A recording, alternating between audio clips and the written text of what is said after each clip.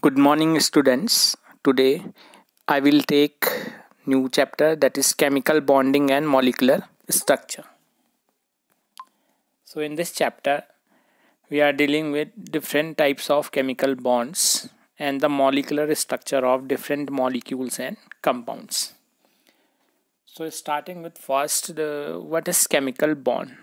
So the attractive force which holds together the constituent particles, that is atoms, ions or molecules in a chemical species, is known as chemical bonds. And there are different types of chemical bonds. So the first is covalent bond, and covalent bond are formed by the mutual sharing of electrons between the combining atoms. So for example, in case of hydrogen chloride molecule, that is HCl, hydrogen is having only one electron in its valence shell, or only one electron is present, and in case of chlorine there are 7 valence electrons. So if hydrogen is combined with chlorine, it forms the molecule like this, and after combination with chlorine only one electron is shared. That's why the bond formed between hydrogen and Cl is single bond, or simply we can represent in this way. Hydrogen atom is having one electron and Cl atom is having 7 electrons, like this: 1 2 3 4 5 6 and 7th electron.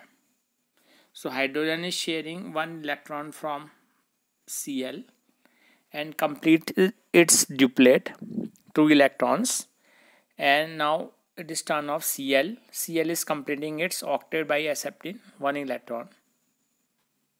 So in this way HCl is formed. Similarly, the another example is of oxygen molecule. When two oxygen atoms combine, it forms two different atoms combine. In this way we can easily understand by this. One oxygen atom is containing how many valence electron? It is 6 valence electrons. Simply we represent 6 electrons in this way by using cross, or we can use dot also for representation. This is general representation for one atom, and when we represent another atom, this atom is also containing 2 electrons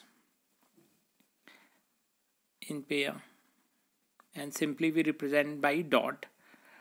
Generally we use dot and cross for representation. So now one atom is having 6 electrons, another atom is also having 6 electrons. So to complete its octet, they use 2 electrons of another atom. Now the octet is complete. First atom is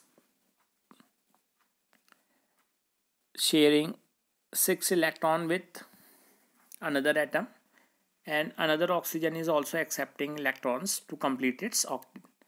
So the sharing between these two atoms is of 2 bonds. One is this and one is this.